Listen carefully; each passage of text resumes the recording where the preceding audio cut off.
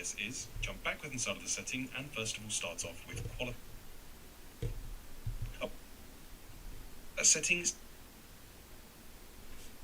NVIDIA DLSS at the end of the settings. Anti-aliasing is owned was set to slide. So go ahead and minimize the program. Continuing on with the advanced GPU strength is going to be set and stop the visual shimmer. Highlights should be disabled. Yeah, and we're then good to go, and DLSS has now been successfully updated. We can now jump into the game to finalize our in-game settings and tailor them towards our specific system and personal preferences. These settings will be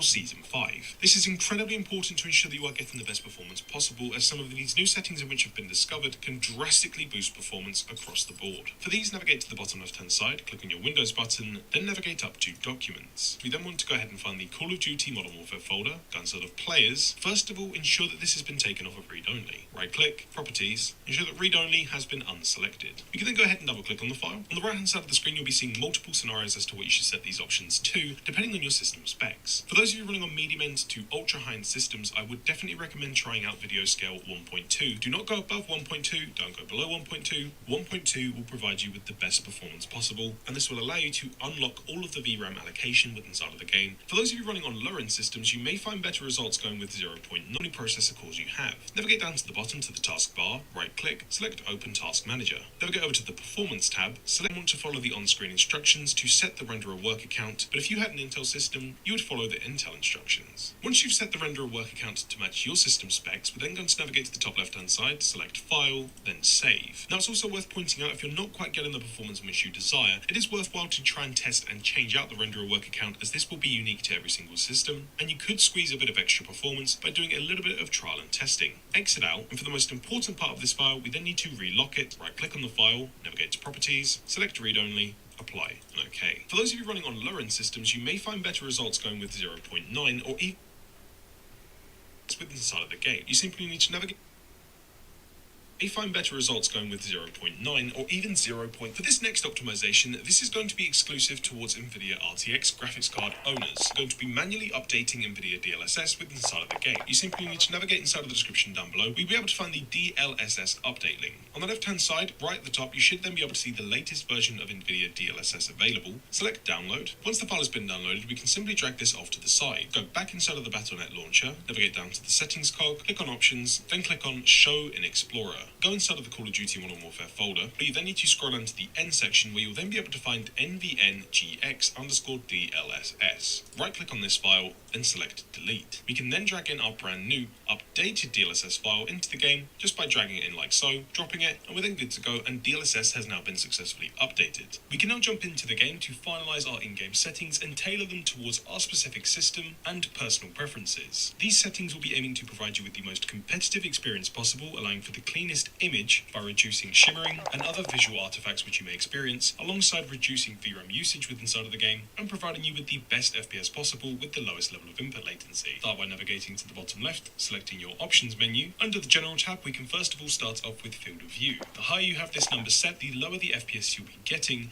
but for the most part, you want to set this to your personal preference. I would either set this to 90 for the best FPS, 103 for the best balance, which is my personal recommendation, or 120 if that is your personal preference. Also ensure that you have Skip Introduction Movie selected. Navigating over to the Graphics tab this time, first of all starting off with Display Mode. Display Mode is going to be set to full screen, but for some high-end machines in which I've tested on, full screen borderless actually does provide me with better FPS, so do experiment around with your machine. Render resolution should be kept at 100%, don't go below this, don't go above this. We can change this setting using a different setting later on. Sync Every Frame VSync should be disabled no matter what. Custom frame rate should be set to either unlimited, or if you are going to cap your FPS, cap your in-game gameplay FPS to match your monitor's refresh rate. So if you're on a 144Hz monitor, set this to 144, 240Hz monitor, set this to 240. Otherwise, go with unlimited. NVIDIA highlights should be disabled. NVIDIA Reflex Low Latency is either going to be set to enable plus boost or actually disabled. If you are going with disabled, make sure to enable ultra low latency mode with inside of the NVIDIA control panel later on in this video. This really can depend on which specific graphics card you have alongside other components in your system to whether or not you'll get a boost from this, so do try out both methods. On this machine, I find that I get better results having this turned off. Streaming quality is going to be set to low to favour VRAM. Texture resolution is going to be set to normal for the cleanest image possible with minimal VRAM usage. Texture filter anisotropic is going to be set to normal just to clean up the image a slight bit alongside keeping down lower VRAM usage. Particle quality is going to be set to high, and you want to ensure that you are setting this to high regardless of how good or bad your system is, as this can stop the visual shimmer glitch which can happen when enemies or objects appear in front of bright backgrounds. If you've ever noticed shimmering or vibrating looking trees in the distance, this setting is causing this. Bullet impacts and sprays disabled, tessellation disabled, and on-demand texture streaming all should be disabled for the lowest VRAM usage possible. Shadow map resolution is actually going to be set to high regardless of how good or bad your system is, as recently on Reddit some research actually showed that the higher the shadow map resolution is, the better your FPS will actually be. Having this set to extreme will use slightly too much VRAM, so we're going to go with high. Cache spot shadows and cache sun shadows are both going to be enabled, particle lighting is going to be turned to low, DirectX ray tracing disabled, ambient occlusion disabled, screen space reflection is either going to be set to disabled or in some cases to reduce lighting us to low. Filmic strength is going to be set to 1 times, and we'll come back to NVIDIA DLSS at the end of the settings. Anti-aliasing is going to be either set to off or SMAA 1 times at the highest. This mainly comes down to personal preference. If you have to have anti-aliasing on, turn this to SMAA 1 time. Depth of field, world motion blur, weapon motion blur, film grain are all going to be disabled. For those of you running on an AMD Radeon based graphics card, you may want to turn on dynamic resolution and set your minimum FPS to your minimum level of desired FPS. So if you're aiming for one on an AMD Radeon-based graphics card, you may want to turn on dynamic resolution and set your minimum FPS to your minimum level of desired FPS. So if you're aiming for 144Hz, and you can often go between 90 and 170 FPS whilst playing, you'd probably want to set your dynamic resolution target to about 120 or even 144. Dynamic resolution is only really recommended for those of you running on a GTX-based graphics card's monitor, and you typically get between 90 and 170 frames per second whilst you're playing. I would probably set your dynamic resolution target to either 100 FPS or around 120,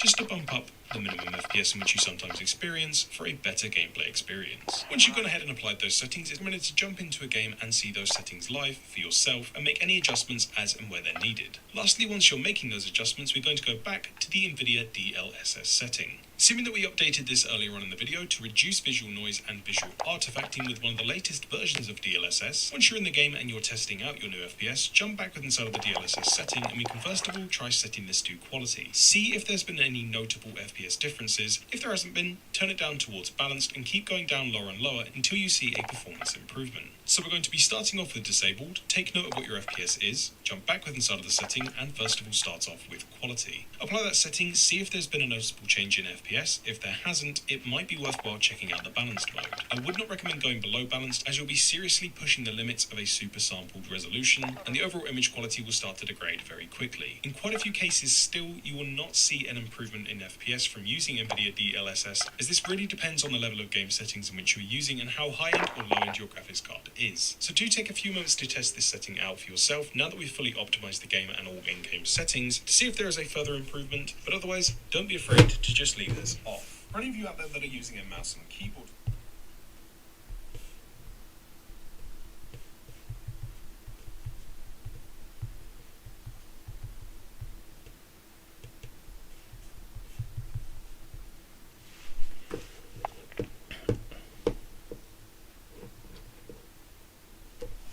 wait a minute now.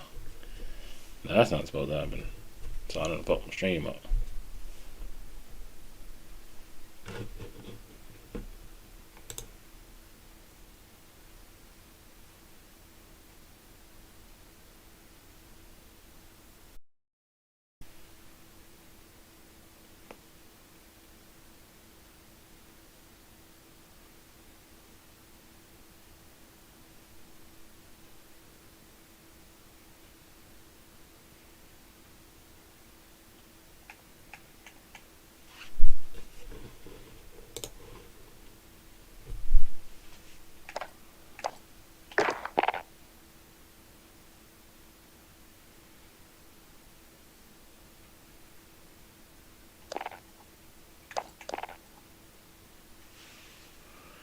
We don't talk anymore, more. We don't talk anymore, more.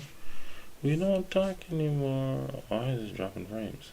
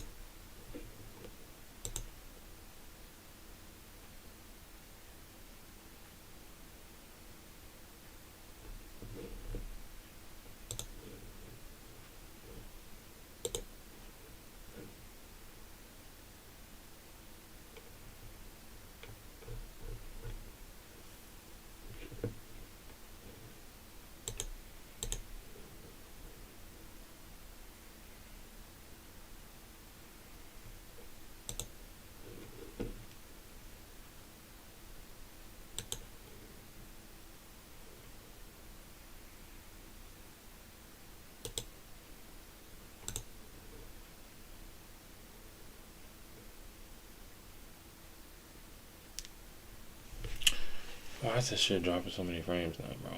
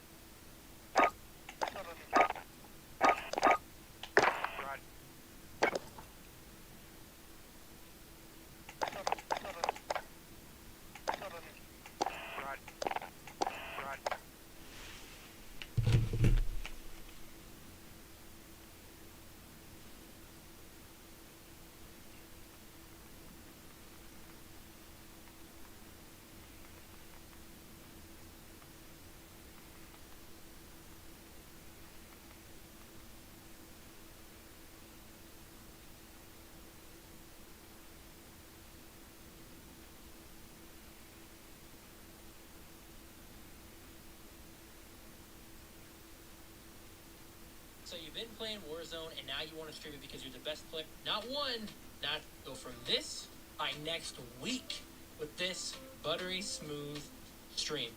Before we dive right into the video, I do want to hang out. Come on over. Now, I'm going to just, or other OBS, if you use Stream Elements, perfectly fine. It doesn't matter. So I set up a new zone. What you want to do is you want to open up Game Capture, think window. Then I've changed my camera. The single setting, or sorry, not general, graphics, every single setting in here to low. In my stream still looked like crap. So basically what the problem was is you had to click on advanced and you have to limit your frame rate, because if you don't limit your frame rate, and let's say you have it set to unlimited, so even if you lower all these settings, your graphics card is still pushing out every single frame that it can. Even if it's terrible quality frames, it's still pushing them out, so it's still using a lot of your graphics card's power. Which if you're using NVENC, that means you have less power for your stream. So what you need to do is you need to put on custom, and then for me, I've set it to 144. That works perfect for me. You may have to lower to 60, you may have to lower a little bit lower. It may suck, but something you may have to come to terms with is you may have to run lower settings to stream. You know, and especially if you're running one PC setup. I'm fortunate enough that I don't have to. The only setting I have turned off is ray tracing because I don't use it. So this tip right here, combining with the fact that you are using game capture, should immediately make your Warzone stream buttery smooth. But I do have one more tip for you, and it's not going to be helpful for everybody, but I did want to include it just in case. Okay, so here we are.